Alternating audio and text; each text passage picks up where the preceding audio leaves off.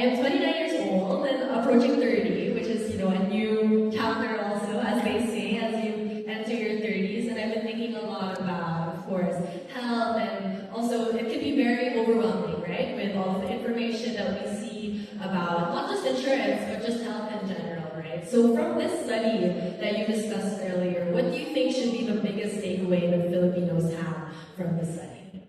I think what we're seeing here is that we're not wanting to prepare. And I would love for people to have an actionable takeaway coming out of this. We shared a lot of data, but especially for people of your age, because you're at the right age to begin thinking about the future, to begin preparing. One, it's never too early to start. I think, one of the more traditional views is that ang tagal pa, at saka ako na siya isipin. And what we really saw in this study is that we are moving away